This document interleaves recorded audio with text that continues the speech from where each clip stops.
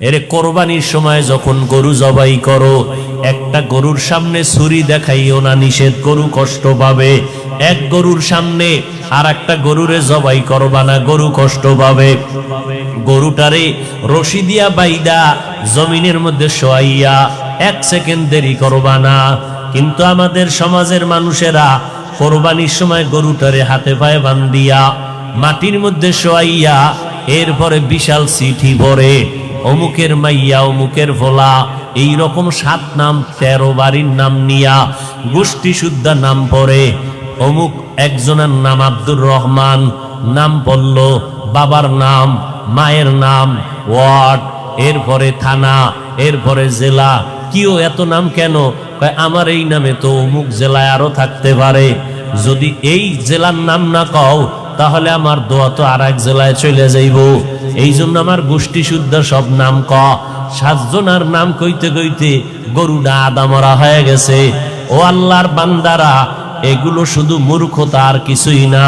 তুমি কোরবানি দিতেছো আমার আল্লাহর জন্য, কার নামে দাও কেউ জানার দরকার নাই, আমার আল্লাহ জানলেই তো যথেষ্ট। আল্লাহর জন্যই যদি দিয়া থাকো, ইমাম সাহেবের ডাইকে আবার গরুডারে কষ্ট দিয়ে কেন চিঠি পড়াও? এর একমাত্র কারণ এই মানুষটা বড় মূর্খ। জুমার দিন ইমাম সাহেবের নিয়ত করছে, হুজুর আব্বার লেগে একটু দোয়া করেন, পকেটে 1000 টাকার হাদিয়াটা রাখছে। ইমাম সাহেব দোয়া করতে গিয়ে আরো 6 জনের নাম কইয়া লাইছে মোনাজাত। মোনাজাতের ভিতরেই মেজাজ গরম, হাদিয়াটা দিয়ে হবে না যে ইমাম সাহেব আমার বাবার জন্য দোয়া করতে গিয়া 1000 টাকা দিব হাদিয়া নিয়ত করছি, হেদিয়া আরো 6 জনের নাম কইল।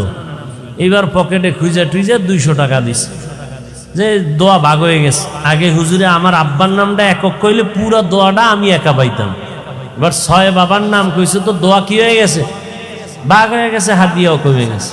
এরকম কিছু জাহেল, কিছু ধর্মান্ধ মূর্খ আমাদের সমাজে আছে না নাই? আল্লাহ হেদায়েত দান করুন। হकीकत से तो दुनिया बेखबर है, दुनिया की नुमाइश पर नजर है।